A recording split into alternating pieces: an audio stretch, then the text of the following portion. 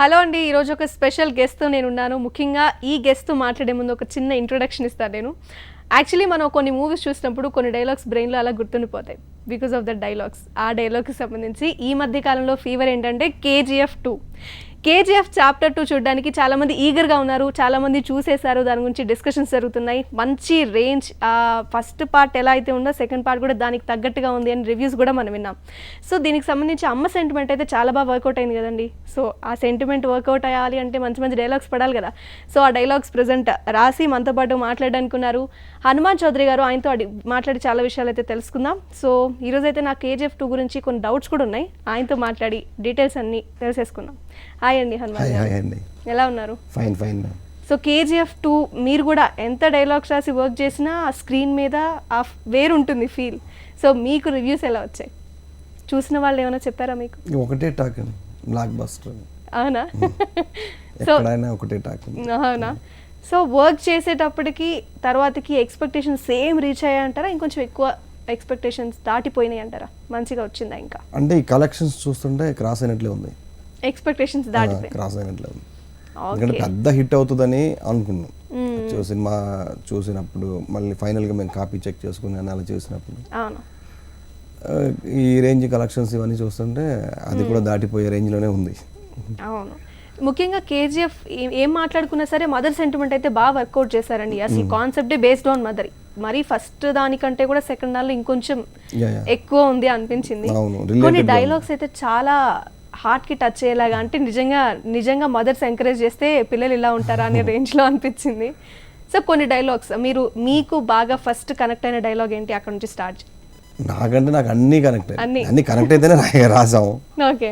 యాక్చువల్గా basic dialogues ఏంటంటే mother మనకు ఉన్నట్లుగానే మదర్ డైలాగ్స్ కన్నడలో వాళ్ళు రాశారు. ప్రశాంత్ నీల్ గారు, డాక్టర్ సూరి గారు అని ఒక ఆయన ఉన్నారు, చంద్రమౌళి అని ఫస్ట్ పార్ట్కి పనిచేసిన రైటర్ వాళ్ళు రాశారు. దాన్ని తెలుగుకి అనువాదం చేసి బట్ మన నేటివిటీకి తగ్గట్టుగా మనకి మన స్ట్రేట్ ఫిలిం, ఇది మన తెలుగు సినిమా అనే ఫీల్ లాగా చేసాము. దీనికి కూడా ఏంటంటే నేను ఎంత కష్టపడ్డానో నాతో పాటు ఈక్వల్గా వాళ్ళ కష్టం ఉంటుంది. ఎందుకంటే ప్రశాంత్ సార్కి తెలుగు తెలుసు, బేసిక్గా. డాక్టర్ సూర్య అనే ఆయనకి తెలుగు తెలుసు, యష్ గారు తెలుగు బాగా మాట్లాడతారు, అందరికీ తెలుగు తెలుసు. సో ఈక్వల్గా ఉంటుంది. అంటే అఫ్ కోర్స్ మీకు డైలాగ్స్ వాళ్ళు ఇచ్చినప్పటికీ తెలుగులోకి రీరైట్ చేస్తున్నప్పుడు కొన్ని అనిపిస్తాయి, లైక్ ఈ సీన్ లో ఇలా ఉంటే ఎలా ఉంటుంది. లైక్ ఇప్పుడు డాక్టర్ దగ్గరికి వెళ్ళిన సీన్ ఒకటి ఉంది కదండి, లైక్ డాక్టర్స్ రివర్స్ అవుతారు. సో ఆ సీన్ డైలాగ్స్ చెప్పేటప్పుడు చాలా బాగా, అంటే అప్పటి వరకు ఉన్న ఫీల్ ని మళ్ళీ క్యారీ ఫార్వర్డ్ చేస్తుంది మొత్తం డైలాగ్స్ వల్ల. అంటే క్యారెక్టర్ డిపెండ్ అనేది, అంటే కంప్లీట్ గా ఒక మదర్ చాప్టర్ 1 మీరు తీసుకున్నా కూడా ఆవిడ చెప్తుంది అదే. అంటే నువ్వు ఆవిడ పడిన స్ట్రగుల్, ఆవిడ పడిన బాధ అనేది మీకు లాస్ట్లో ప్రకాష్ రాజ్ గారు ఒక డైలాగ్లో చెప్తారు. సో అది నా కొడుకుని నేను ఎలా పెంచాలి, వీడు ఎలా ఉండాలి అనే దాని మీద ఆవిడ ఫస్ట్ ఆ పార్ట్లో ఒక డైలాగ్ చెప్తుంది. నువ్వు ఎలాగన్నా బతుకు, బట్ నువ్వు చనిపోయినప్పుడు మొత్తం శ్రీమంతులా చచ్చిపోవాలని చెప్తా. సో అక్కడ స్టార్ట్ అవుతుంది తనకి. ఓకే, నేనేంటి, నేను ఎలాగా, నాకు పవర్ ఎక్కడ దొరుకుతుంది అంటే బాంబే వెళ్తాడు, అక్కడ పవర్ మొత్తం అక్కడ డాన్ అయిపోతారు. అలా దీంట్లో ఏంటంటే మదర్ చెప్తుందండి, మామూలుగా మదర్ ఇక్కడ చెప్పదు తను ఎలా ఉండాలనేది అక్కడ చెప్పింది, ఎలా అనేది. ఇక్కడ ఏంటంటే ఆవిడ ఆశ అది, బంగారం మీద కథ చెప్పిన సముద్రం ఎందుకమ్మా మెరుస్తుంది అంటే బోల్డ్ అంత బంగారం ఉంది అని చెప్తుంది. నీకు బంగారం అంటే ఇష్టం అంటే ఏ అమ్మాయికి బంగారం అంటే ఇష్టం ఉండదు నాన్న అని చెప్పి. సో మదర్ కోరిక అది, ఆ బంగారం అంటే ఇష్టం అని చెప్పేసి ప్రపంచంలో ఉన్న బంగారం మొత్తం మదర్కి ఇవ్వాలి అనేది తను పెట్టుకుంటాడు. అట్ ది సేమ్ టైం మా మదర్ ప్లస్ ఇంకోటి ఏంటంటే తను ఎవరి నుంచి అయితే సేవ్ చేశాడు ఆ KGF అనే ఆ ప్లేస్ని, అక్కడ వాళ్ళకి మళ్ళీ మంచి లైఫ్ ఇవ్వాలి. వాళ్ళు ఆల్రెడీ స్లేవ్స్ అక్కడ ఇంత ముందు, ఇప్పుడు వాళ్ళని మళ్ళీ మంచిగా ఇవ్వాలి, వాళ్ళు మంచిగా చూసుకోవాలి. ఇవన్నీ చేసుకుంటూ వచ్చే హర్డిల్స్ని ఎదుర్కొని విలన్స్ని, ఇప్పుడు PM ఉన్నారు, వాళ్ళేమో గవర్నమెంట్ నుంచి లాక్కుంటారు, ఇటు పక్కేమో అధీరా ఉంటారు.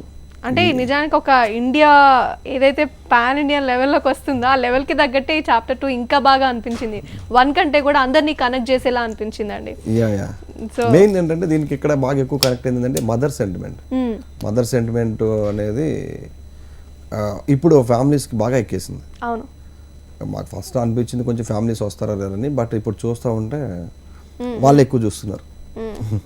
అండ్ దీనిలో ఒక చిన్న పార్ట్ ఆఫ్ కోర్స్ కేజీఎఫ్ కాబట్టి అడగాల్సిన క్వశ్చన్ కాబట్టి నాకు అనిపించింది. అండ్ దీనిలో వర్క్ చేసిన ఎడిటర్ 19 years అబ్బాయి అని విన్నాం. అవునండి. మీకు ఉజ్వల్ కులకర్ణి అని. యా ఉజ్వల్. యాక్చువల్గా తను ఈ పార్ట్లోకి వచ్చినప్పుడు తన వయసు 17. వావ్. ప్రశాంత్ సార్ ఎక్కడ టాలెంట్ ఉంటే అక్కడ పట్టేసుకుంటారు కదా. ఎట్లా అండి, అంటే బేసిక్ గా ఎవరైనా కొంచెం మంచి ప్రాజెక్ట్ చేస్తున్నాం అంటే ప్రశాంత్ గారు ఎలా యాక్సెప్ట్ చేశారు, లేదా మీకు తెలిసినట్టు? అంటే తను వర్క్ ఏదో ఎడిట్ చేస్తున్న వీడియోస్ అవి ఏదో చూసారు ఆయన. చూసి అవి ఈయన దగ్గరికి వచ్చినప్పుడు ఎవరు చేశారు ఏంటంటే ఉజ్వల్ అనే అబ్బాయి చేశారు అని చెప్పారు. సార్ తను పిలిపించారు, నీకు ఇంట్రెస్ట్ ఉందా నా దగ్గర ఎడిటింగ్ చేయడానికి? ఎవరు వదులుకుంటారు? ప్రశాంత్ నీల్ ఆల్రెడీ చాప్టర్ 1 పెద్ద హిట్, చాప్టర్ 2 చేస్తున్నారు, సార్ చేస్తున్నారు. అతను వచ్చిన తర్వాత తన వర్క్ నచ్చింది ప్రశాంత్ సార్కి. సో ఇంకా తన మీద కంటిన్యూ చేస్తారు. ఇక్కడ ఎవరు లక్కీయో చెప్పడానికి లేదు, ఎందుకంటే ఇద్దరు వర్క్ హోలిక్ అలా కనెక్ట్ అయిపోయారు అనమాట. అంతే కదండి? అంతే. సూపర్. కానీ అంత చిన్న ఏజ్ లో ఇండస్ట్రీకి రావడం అంటే it's big achievement I think. మీరు ఎలా ఫీల్ అవుతారు బేసిక్ ఆ ఏజ్ లో ఒక పర్సన్ ఇండస్ట్రీకి వచ్చారు అని? మామూలు కదండి ఇప్పుడు, ఎందుకంటే ఆ రేంజ్ ఇప్పుడు చాలా మంది మనం స్ట్రగుల్ అవుతూ ఉంటాం. ఒక టెక్నీషియన్ గా మనం ఇప్పుడు రైటర్ అయితే రైటర్ గా ఎదగాలని, డైరెక్టర్ గా ఎదగాలని చెప్పేసి ఒక్కొక్క డిపార్ట్మెంట్ కెమెరామ్యాన్ గా ఇప్పుడు వెళ్ళాలి. తను ఎడిటర్ గా పాన్ ఇండియా సినిమా ఇవాళ దుమ్ము దులిపేస్తుంది. ఇలాంటి సినిమాకి చాప్టర్ 2 అనే ఒక సినిమాకి ఎడిటర్గా తన పేరు ఉజ్వల్ కులకర్ణి 19 years అంటే ఇంకా అంత మించిన అచీవ్మెంట్ ఏముంటుంది తనకి? Super really. మేబీ మన నెక్స్ట్ పాన్ ఇండియా లెవెల్ కి ఏమైనా కావాలంటే ఉజ్వల్ ని ఏమైనా పిలిచే అవకాశాలు ఉంటాయేమో, ఏమో చెప్పలేము. ఎందుకంటే ఒక మంచి ప్రాజెక్ట్ లో ఒక పేరు పడింది, మంచి టాలెంటెడ్ ఫెలో.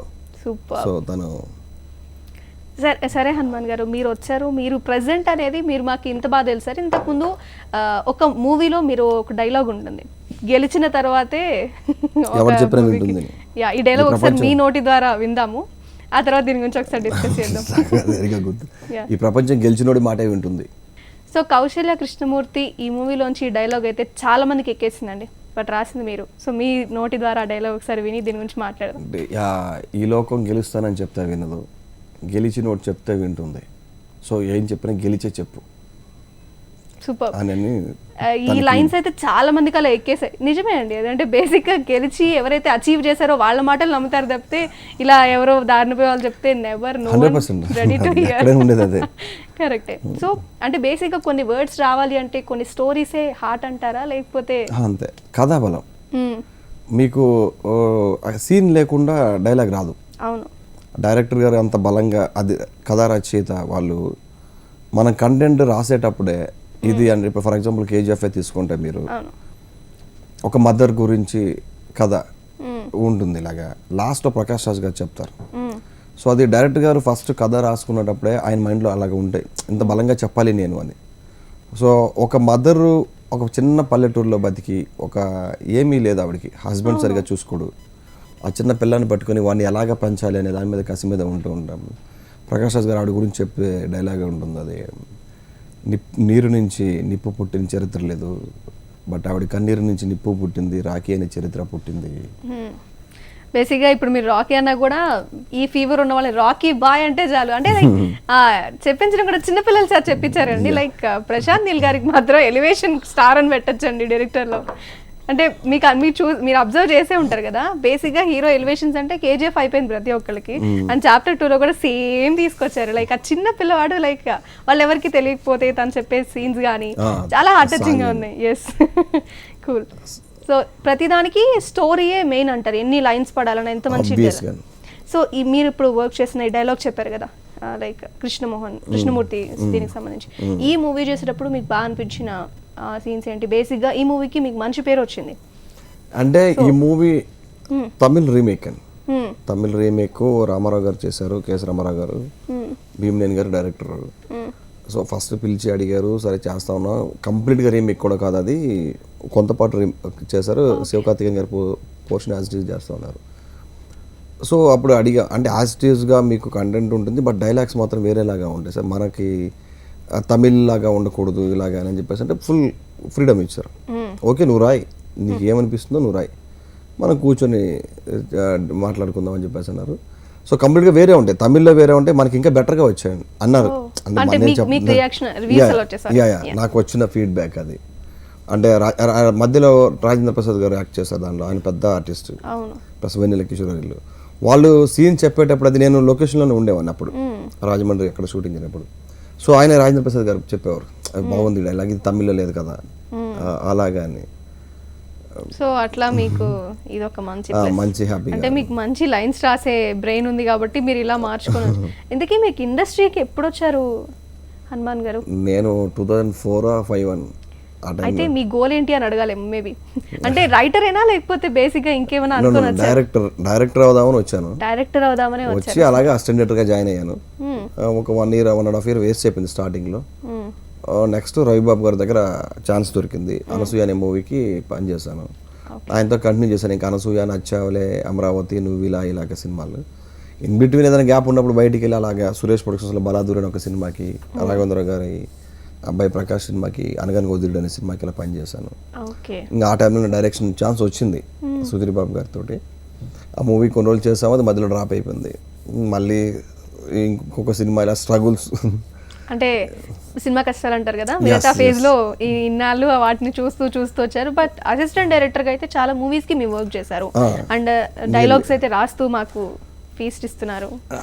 అప్పుడు ఇప్పుడు రైటర్గా అప్పుడు ఏంటంటే అప్పుడు డిస్కషన్లో కూర్చో, అది కూడా అందరి దగ్గర మనం కూర్చోలేము. ఇప్పుడు ఏంటంటే మనకి సింక్ అయిన డైరెక్టర్ ఇప్పుడు రవిబాబు గారు అనుకోండి, ఆయన ఫుల్ ఫ్రీడమ్ ఉంటుంది.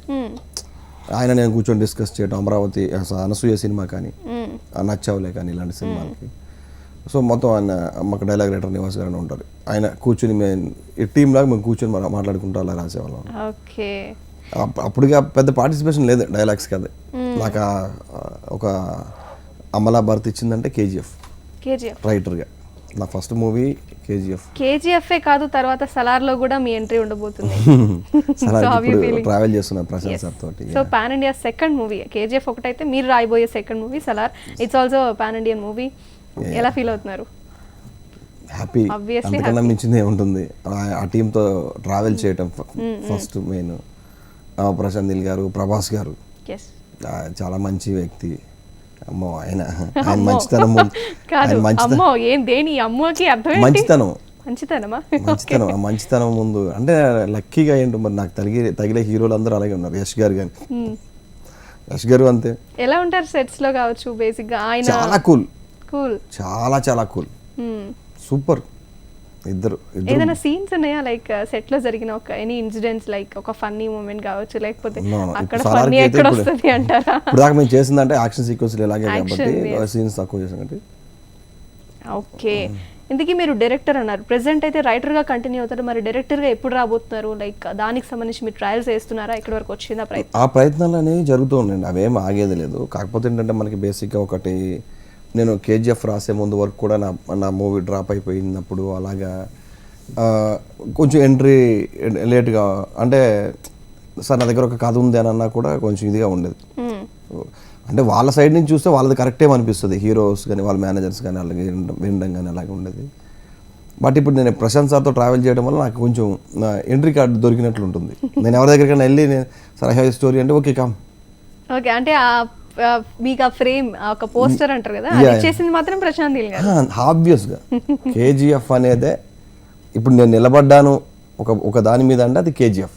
Of course. సో మీకు అది బాగుంది. సో అయితే డైరెక్టర్ గా మేము చూడబోతున్నాము మిమ్మల్ని. ఎక్స్పెక్ట్ చేసాం అంటే లైక్, ఎందుకంటే మీరు వచ్చిన మెయిన్ కాన్సెప్టే అది.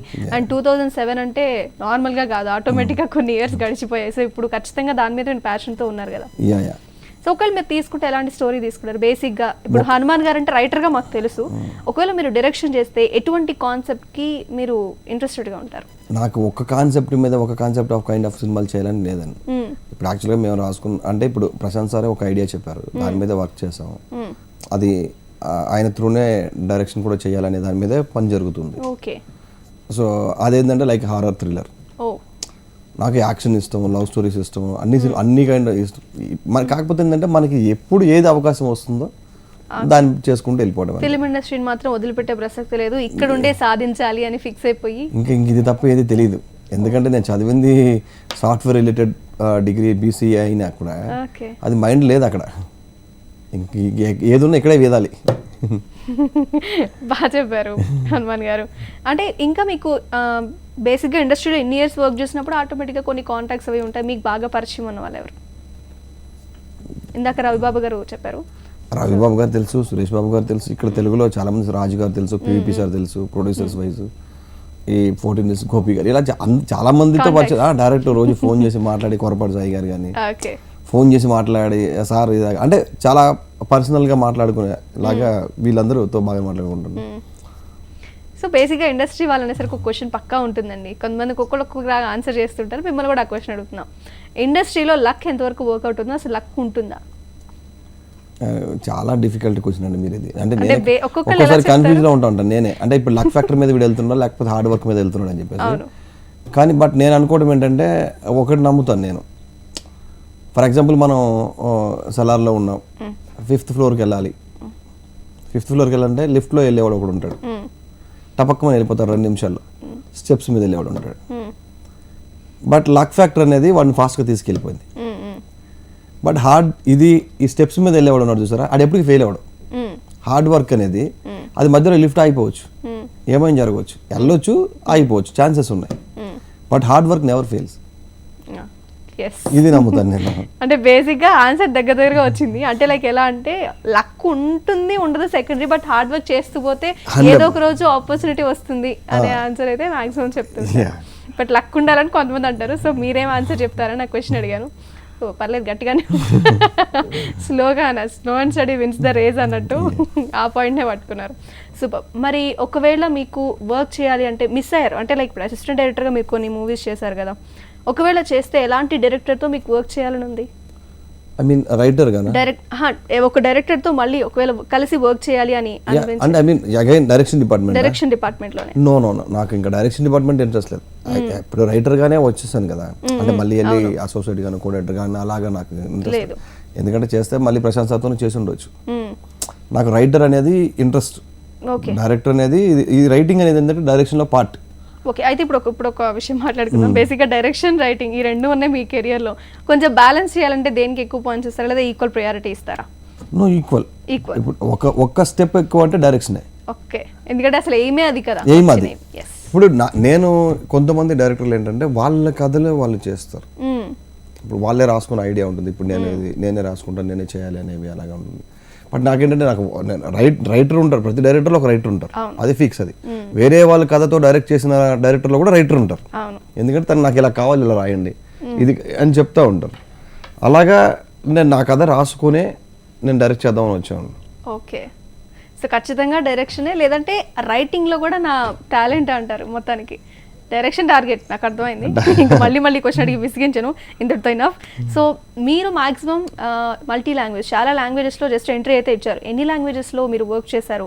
ఎలా అనిపించింది ఇండస్ట్రీస్ అన్ని ఒకసారి? అన్నీ మంచిగా.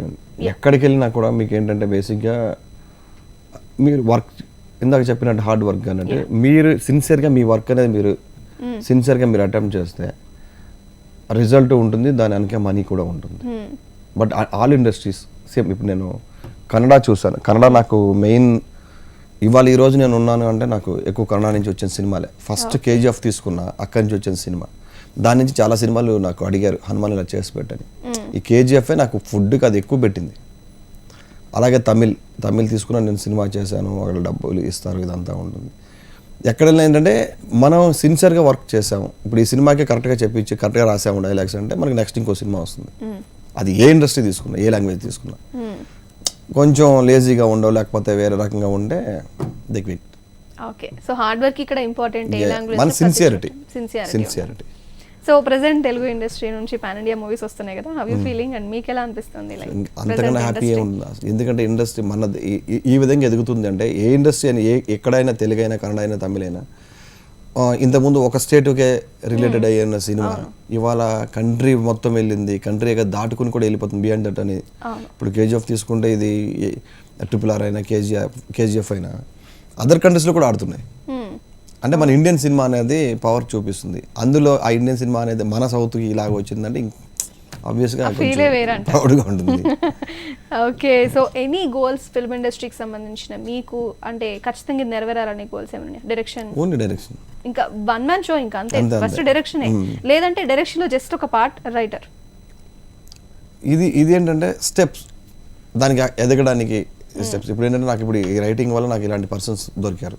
ప్రశాంత్ నీల్ గారు, మా ప్రొడ్యూసర్ గారు కానీ ఏంటంటే మూవీ ఓకే ఇప్పుడు ఈ మూవీకి వీడు రాశాడు, ఇప్పుడు ప్రశాంత్ నీల్ గారితో ట్రావెల్ చేసి ఆయన ఏంటంటే ఓకే నన్ను నమ్మాడు, ట్రావెలింగ్ ఆయనతో జరుగుతుంది. సో ఇంత చేస్తున్నాను కాబట్టి ఆపర్చునిటీస్ వస్తాయి, దానికి ఇది ఒక వే. వర్క్ చేస్తూ ఉన్నప్పుడు ఆటోమేటిక్ ఆపర్చునిటీ వచ్చింది వాటి మీద నిలబెట్టుకోవడానికి. ఇక్కడ తలలు శాశ్వతం కాదు, కిరీటాలు మాత్రమే శాశ్వతం. ఈ డైలాగ్ అంటే బేసిక్ ఒక్క డైలాగ్ జస్ట్ మీ వర్షన్ ఏంటో చెప్పండి, నేను డైలాగ్స్ చెప్తూ ఉంటా. సో ఆ డైలాగ్ ఎంతవరకు ఆడియన్స్ కి టచ్ అవుతుందండి, ఆ సీన్స్ ఎలా? చాలా బాగా మాట్లాడుకుంటున్నారండి ఇప్పుడు, ఎందుకంటే ఒక రాకీ బాయ్ అనే అతను అక్కడ ఉన్న సైన్యాధిపతి వానరం అనే క్యారెక్టర్ గురించి మాట్లాడుతూ ఉంటాడు. అంటే నువ్వు అక్కడే కూర్చొని నేను ఇంకా వాడి కోసం పని చేస్తానంటే ఇప్పుడు రాజు మారాడరా, వన్స్ గేమ్ అయిపోయిన తర్వాత ఎవరి దారికి ఆడ వెళ్ళిపోతారు చెస్ గేమ్ తీసుకుంటే. బట్ ఇక్కడ రాజులు అనేవాడు మనకి రియల్ లైఫ్ లో కూడా తీసుకుంటే మనకి ప్రధాని కుర్చీ కానీ సీఎం కుర్చీ కానీ మనకి శాశ్వతం కాదు, వ్యక్తులు పోతా ఉంటారు. బట్ అక్కడ పవర్ ఆ పదవి. సో అలాగే ఇక్కడ కిరీటాలు శాశ్వతం, తలలు కాదు. ఓకే. అండ్ ప్రతి డైలాగ్ కి కూడా ఏంటంటే ఇట్స్ ఓవరాల్ రిలేటెడ్ టు ఒక పవర్ పవర్ పవర్, అది ఎటువంటి పవర్ అయినా కావచ్చు, బేస్డ్ ఆన్ ఇంపాక్ట్, ఒక మీనింగ్ కరెక్ట్ గా హార్డ్ హిట్టింగ్ లా ఉంటుంది. అట్లాంటి డైలాగ్ ఇంకోటి కూడా అంటే రక్తంతో రాసిన కథ ఇది, సిరాతో ముందుకెళ్ళాలంటే మళ్ళీ రక్తాన్ని అడుగుతుంది. నిజం అంటే లైక్ బేసిక్ గా ఇలాంటి డైలాగ్స్ ఎలా అంటే కత్తి ఒకసారి రక్తానికి పరిగితే సంథింగ్ డైలాగ్ ఉంటుంది, ఇంకా కత్తి రక్తాన్ని చూడకుండా ఉండలేదు అనే డైలాగ్స్ అయితే కొంచెం వింటుంటాం. అంటే ఆయన సంబంధం లేదు ఇక్కడ, బట్ రిలేటెడ్ పవర్ గురించి. ఒక జర్నలిస్ట్ కథ నెరేట్ చేస్తా ఉన్నారు. ఫస్ట్ వాళ్ళ father character Prakash Raj sir వాళ్ళ ఫాదర్ క్యారెక్టర్ చేస్తున్నారు. రెండు కత్తి కలం ఈ రెండిట్లో ఏది బలం అని చెప్పేసి అని మనం అనుకుంటా ఉంటే కలం గొప్పదని చెప్పేసి మనం అనుకుంటా ఉంటాం. కత్తి అంటే బ్లడ్ వస్తుంది, కలం అంటే ఒక యుద్ధాన్ని కూడా ఆపగలిగేదనే శక్తి అయితే మనకు ఫస్ట్ నుంచి ఒక ఉంటుంది. కత్తి గొప్పదా కలం గొప్పదంటే అందుకే జర్నలిస్టుల్లో కూడా వాళ్ళకున్నంత పవర్ వాళ్ళకున్నంత ఇది ఇంకెవరికి లేదంటారు. ఈవెన్ కింగ్ ఏం చేయలేడు, వీడు ఇది రాస్తాను. అలాగే ఇక్కడ ఇప్పుడు మనకి ఇది ఏంటంటే సిరాతో తీసుకెళ్ళామనేది ముందు అదే కత్తితో మొదలెట్టింది, ఇది మళ్ళీ రక్తాన్ని అడుగుతుంది. ఈ కథ ఇలాంటి కథ అంటే అంత ఇంటెన్స్ అని చెప్పడం కోసం చాలా డెప్త్ ఉన్న మీనింగ్స్ అంటే నిజానికి కేజీఎఫ్ ఫస్ట్ అయినా కావచ్చు 2 అయినా కావచ్చు ఒకసారి చూస్తే అర్థమయ్యే మూవీస్. అర్థం మీన్స్ అంత ఎక్కాలంటే మళ్ళీ 2-3 టైమ్స్ చూస్తే బాగుండు అనిపించేలాగే ఉంటాయి, ఇన్ డెప్త్ ఉంటాయి కదా ప్రతి సీన్స్ అండ్ డైలాగ్స్ కూడా. ఇప్పుడు మీరు డైలాగ్ ని మనం మాట్లాడుకోవాల్సిన సిచ్యువేషన్ వచ్చింది అంటే హౌ ఇట్ క్రియేటెడ్ కేజీఎఫ్. ఓ భార్య తన తల్లి కాబోతుందని చెప్పే సీన్ ఉంటుంది, లాస్ట్ లో వస్తుంది. అది రెండు పదాల్లో చెప్పేశారు, అమ్మ వస్తుంది అని ఒక్క డైలాగ్. నిజానికి ఎన్ని చెప్పినా ఇక్కడ ఒకే ఒక పదంతో అంటే అమ్మకి ఎంత వాల్యూ ఇస్తాడు అంటే ఒక భర్తకి భార్య చెప్పే విషయం ఫస్ట్ టైం భర్తకి తెలియాలి ఆ న్యూస్.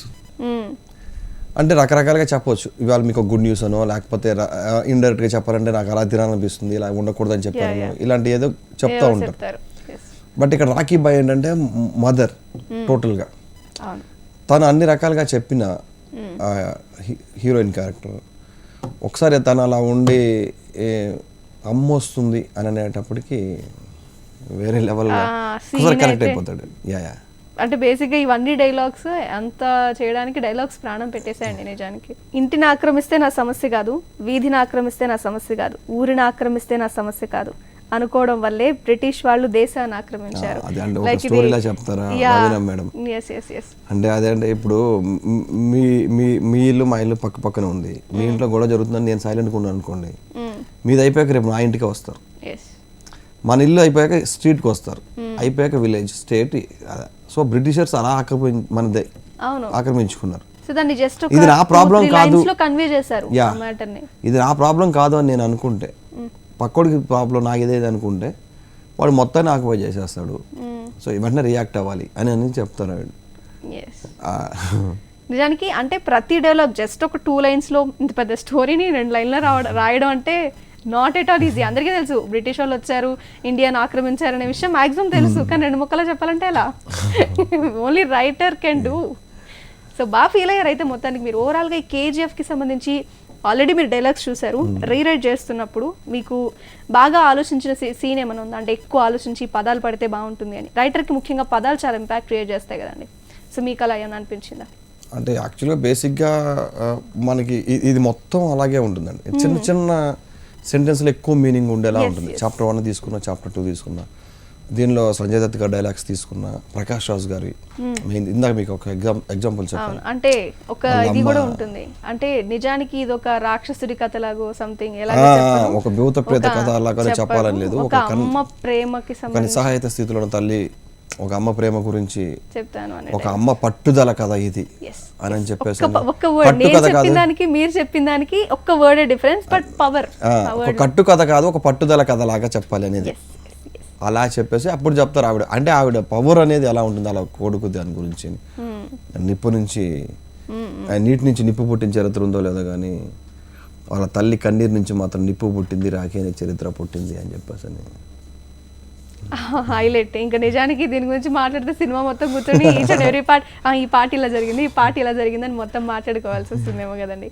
సో హనుమాన్ గారు, నెక్స్ట్ మీ కెరియర్ ఖచ్చితంగా డైరెక్షన్ ఫీల్డ్లో వెళ్తుంది. అండ్ ప్రెసెంట్ ఉన్న ఓవరాల్ మూవీస్లో పాన్ ఇండియా రేంజ్కి మ్యాక్సిమం మన ఇండస్ట్రీ అడుగులు వేసేసింది ఆల్రెడీ.